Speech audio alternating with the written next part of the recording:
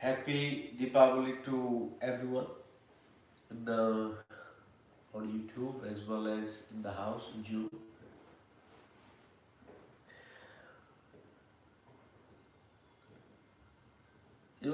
Somebody asked me a question.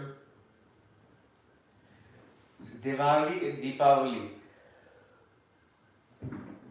are the same. The It's sometimes very confusing. You can have the limitation of language, but when I tell the person that Dipawali is more in Sanskrit terms, and Diwali is more slang and the shortcut Hindi terms. So that's the difference if somebody is confused about it.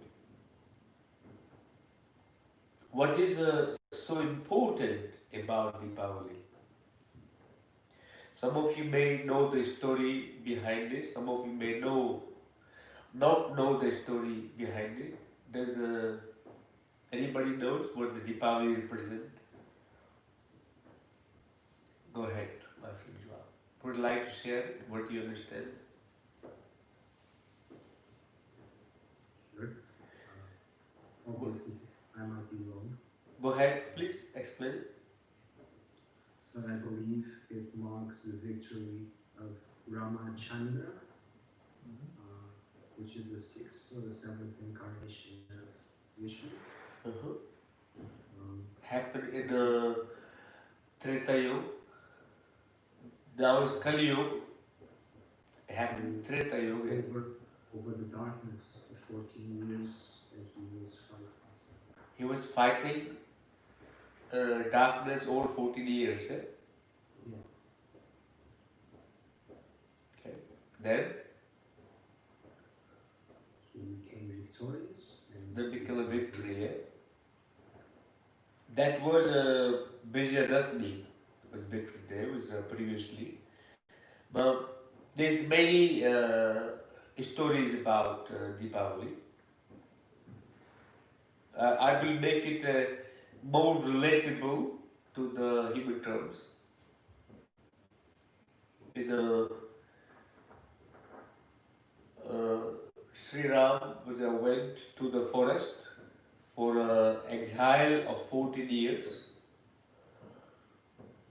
and so on the basis of the mother, but also was planned that way to go and live in the forest to clean the Aryabars, the land of Aryans, the free of the demons. The guy Ravana stole his wife, took it to Sri Lanka, and Rama invaded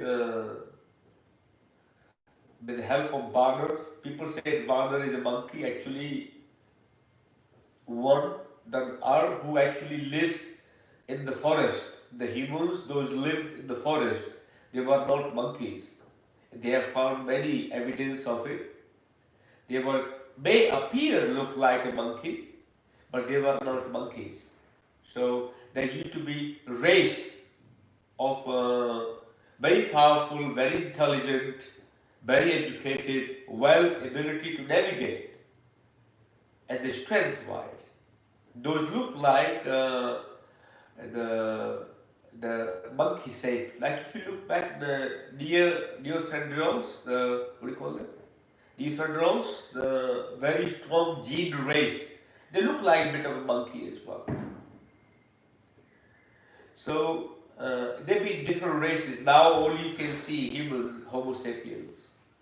But previous to Homo sapiens, there have been many different races of the two-legged people. So that time, it was a different race he collected from forest to win victory over the Lanka, get his wife. There was even a bridge was built by the monkeys. So smart and intelligent architecture. I don't think monkeys can build a bridge. But the bridge was built between India and Sri Lanka by the Banars. Those were architecture. They have all the ability and knowledge of Sanskrit and Vedas. But what can you say? People like to believe the monkeys did it, and I don't think monkeys did it.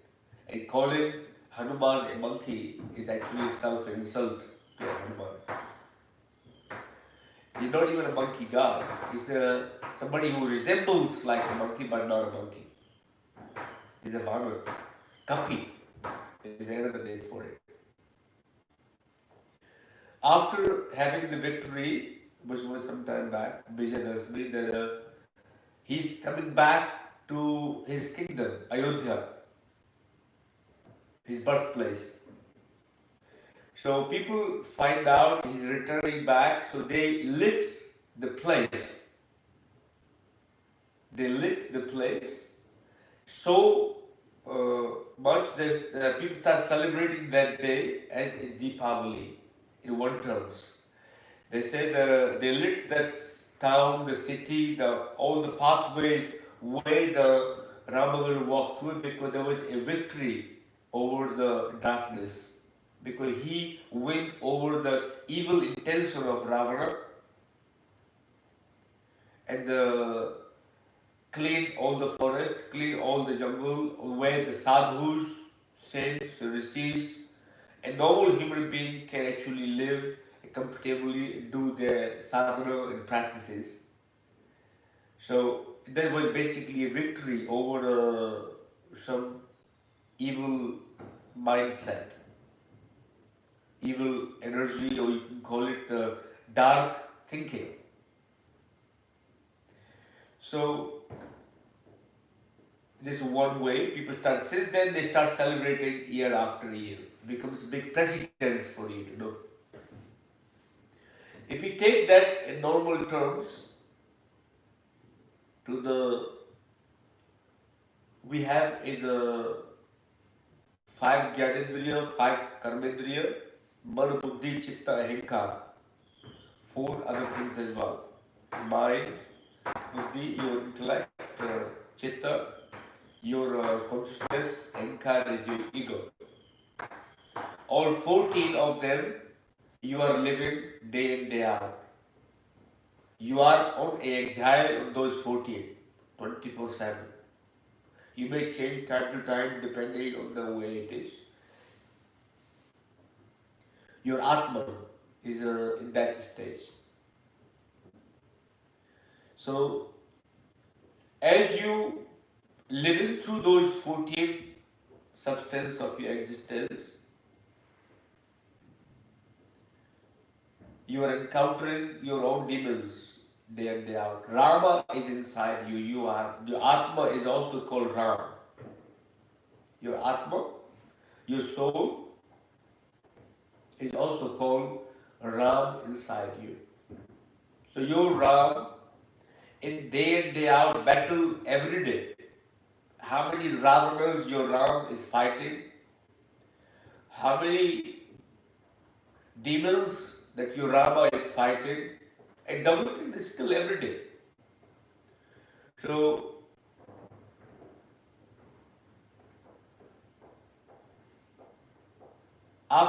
once you have conquered, completed, cleared all your demons in those 14 days, resembles by the time, but I call it, that is also a time. What you live with your 14 senses, time. Without the time is irrelevant. Time actually is just an experience. But that also the Rama story or Ravana story also happened. But I'm giving you the personal relationship to you. Your Rama is also living in the forest. And you are fighting with the demons every day. You are fighting with the demons every day.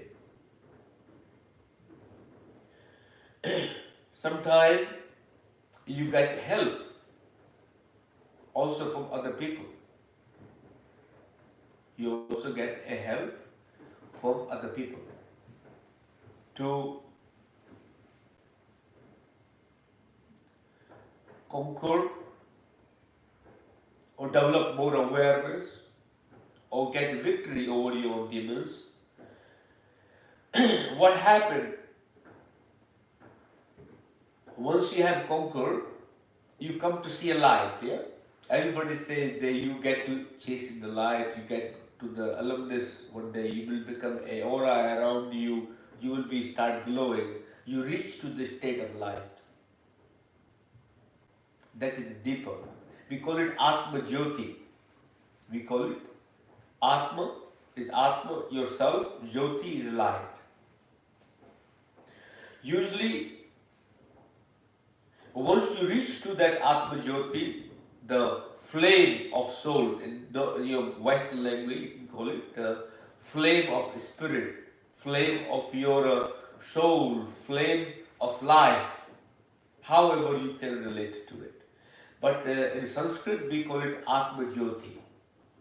So once you have conquered all of your demons, you connect, you reach to the Atma Jyoti. Means you are able to create a flame of life inside you. That now you have your life, your flame of life with you, the flame of light with you.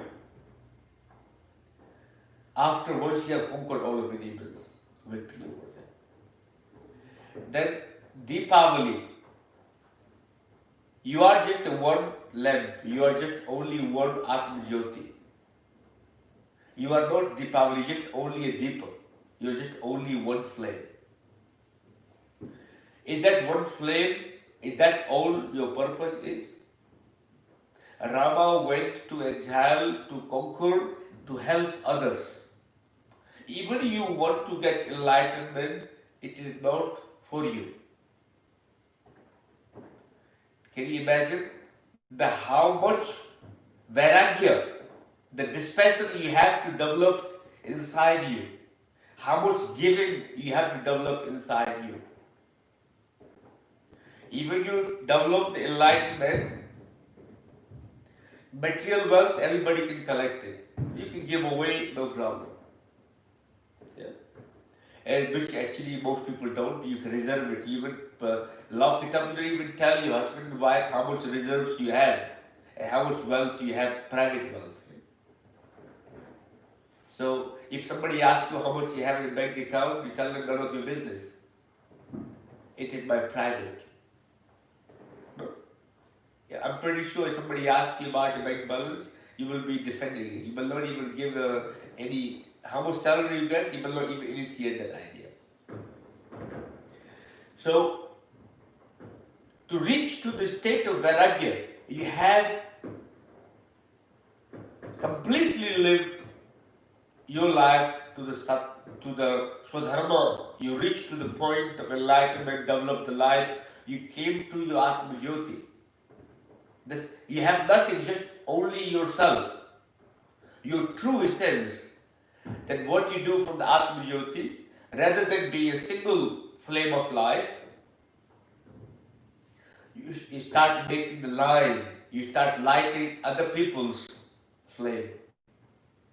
You start lighting the other people's flame. So, however you have came to in contact with Atma Jyoti, you start giving that Atma Jyoti to other people. So, for one lamp, how many lamps you can light up? Do you understand? How many lamps you can light up? Not in real terms I'm talking, but in terms, can you imagine a one enlightened being, one person who has a Atma Jyoti, how many people's Atma Jyoti the person can ignite? If just only person keep it to itself, it makes no difference. It makes no difference to society, it makes no difference to the Sangha, it makes no difference to the community, makes no difference to anyone apart from that single individual person. That person was enlightened, not enlightened, makes absolutely no difference to anyone. But the principle came, look at Buddha. Buddha got enlightened. Buddha had nothing to do with anyone. You could have just walked away, lived in the forest. and be happy. Will that be called Buddha? No, Buddha didn't stop there. Once Buddha became a Buddha, once Siddhartha became a Buddha, he went along making more Buddhas, igniting the Atma Jyoti in the people. So Dipawali is the same. Dipawali, the row of lamps, row of Atma Jyotis. In spiritual terms, I can call it. So if you have any light inside you, make sure you light as many Atma Jyotis as possible. Share it. And that will be the real Dipawali. That will be the real Dipawali. Dipawali means a row of lamps or the line of lamps. So literally your Atma Jyoti, you go along, somebody doesn't have it, you offer the light. And you go offer the light. You continue offering the light as much as you can.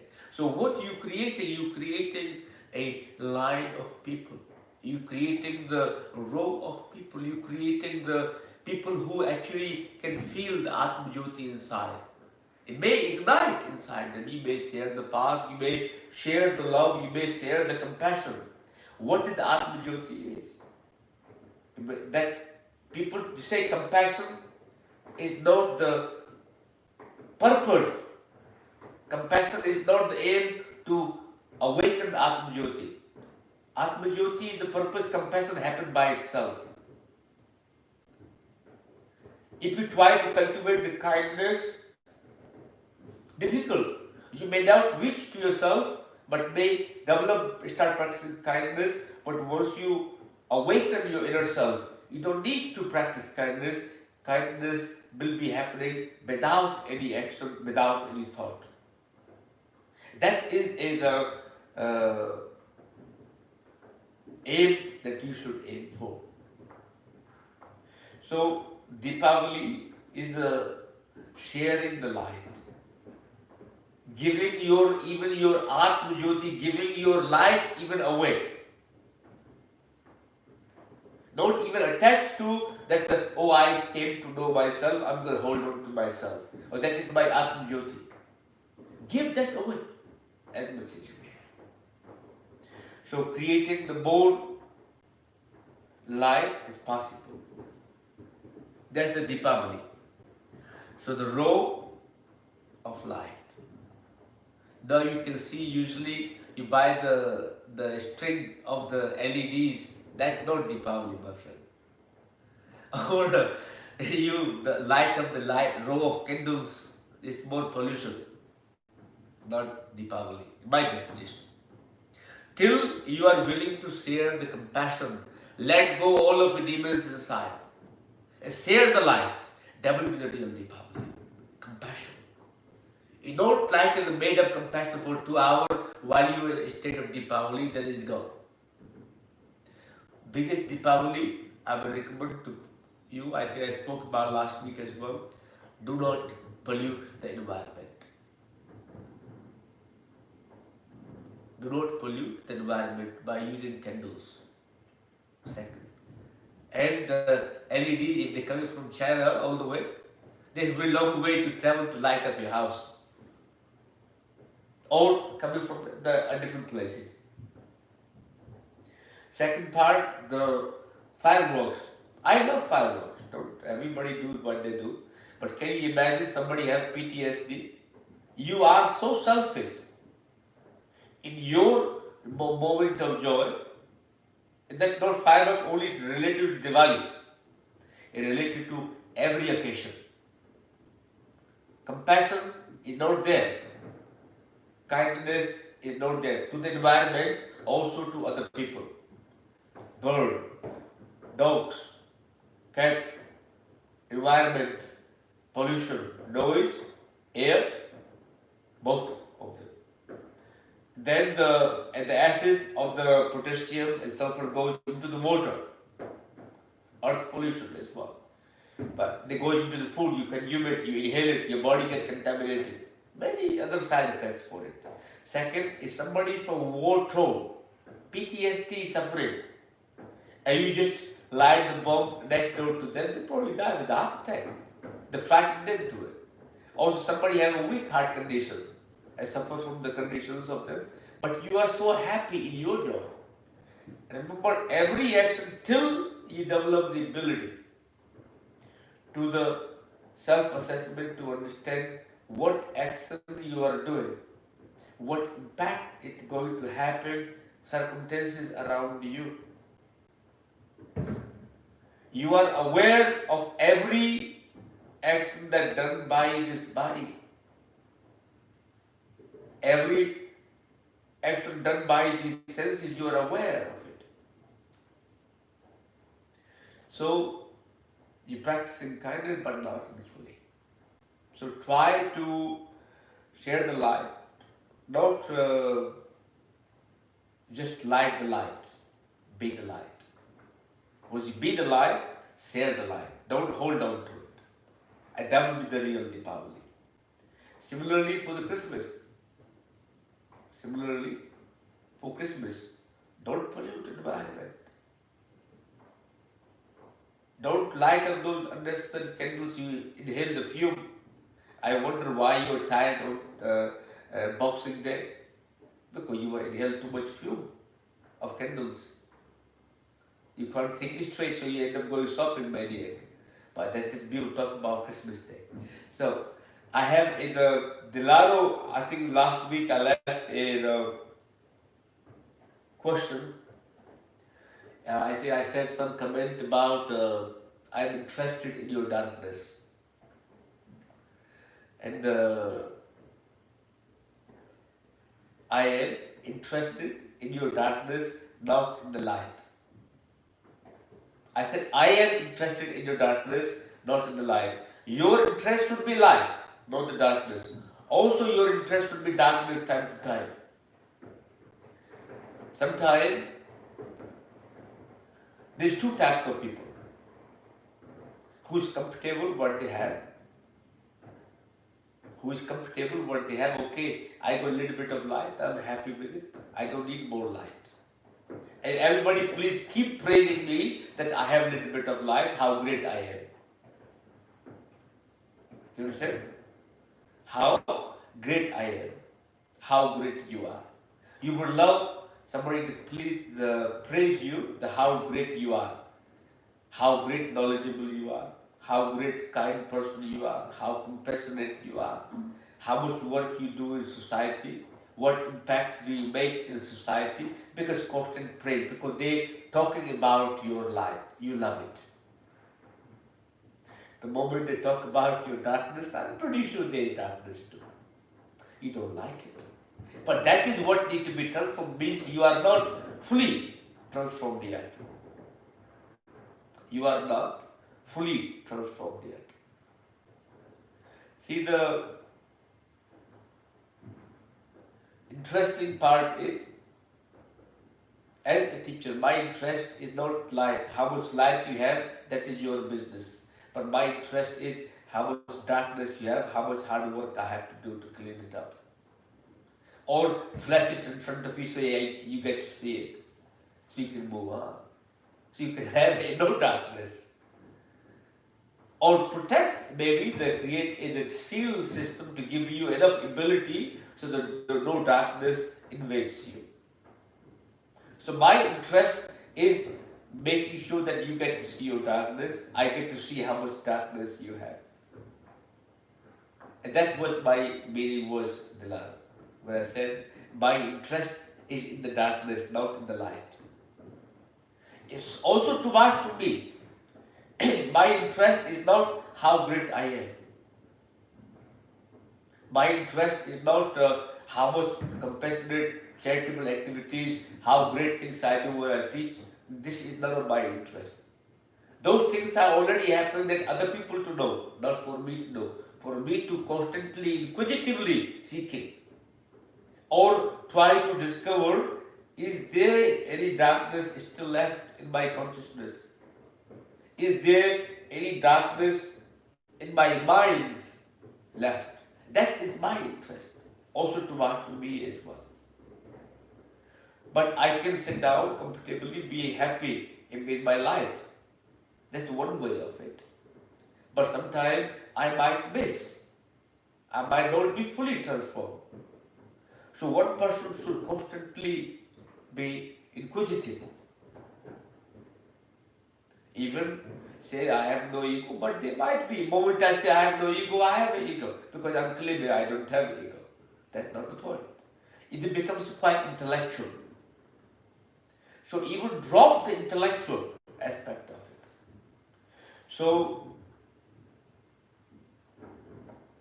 when you are constantly observing yourself, you constantly keeping your mind, your senses, your ego, your intellect, your awareness, your chitta, your consciousness. You are not even the consciousness. Remember that.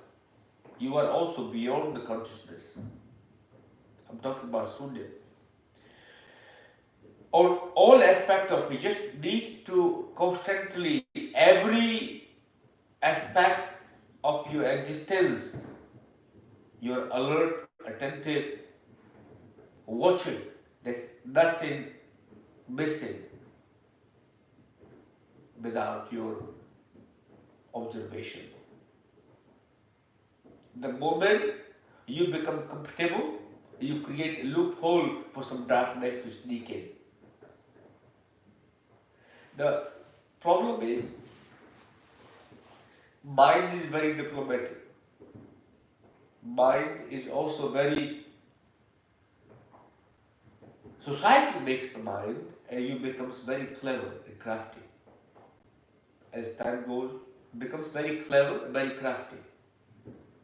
It finds a way to, in every aspect of it, you find your way to see it. Like, I give you an example, when you sometimes look into the cloud, yeah? When you look into the cloud, you will find whatever you are looking for. Some people looking for elephant, they can make the shape of some cloud like an elephant. Somebody have imagination mind is stuck to the horse, they will see the horse. Some people even see the shape of their country. And I don't really think that is possible for cloud to make it, but it happens. Also, sometimes people see even the unicorn. Sometimes people see their own face. They see demons. They see all different type of mental utter nonsense they projected up there. It is just same way as when your mind becomes very clever, very crafty. You find a justification for your mind's action in every darkness. Your mind finds a way to justify each action. Why did you do it? What you did it? That is because what it happened. Remember the example I gave it to you of the clouds. So, if your mind is become like you looking up at the cloud and justifying action that as per your need, even in terms of spirituality or in a life, stop doing that. There is no shapes. Even you looking at the same cloud, 5 people. The cloud not only made for you, but everybody finding it what they're looking for as per their perception. As per their perception and what they would like to see it in. So what I will say, remain vigilant, not vigilance to the COVID-19 people, who is coming to whose house, but vigilance what is coming inside you. What is coming inside you in your perception 24/7. Never go to sleep. If you are sleeping, there is a possibility for some darkness to sleep in. But sneak and guarantee you, So develop the ability, you are never sleeping. As I would say, please don't take it seriously. Please go to sleep at night time. But I'm talking about different terms. So can you imagine somebody start taking coffee one after the other because my teacher told me not to go to sleep, otherwise darkness will come. So I'm talking different element of it. Connect with yourself. You remember, you never sleep. I'm talking about that element. Your awareness should never go to sleep. Your chitta should never go to sleep. Your senses may rest, your body may rest, but that is not to sleep. So, practicing meditation in such a way that you are never sleeping. You are even watching that yourself, that nothing sneaks up into you, into your awareness or your consciousness, even in a sleep.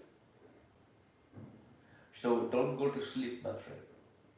If you are sleeping, wake up.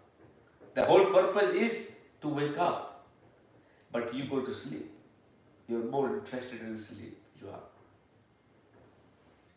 So on that note, my friend, remember,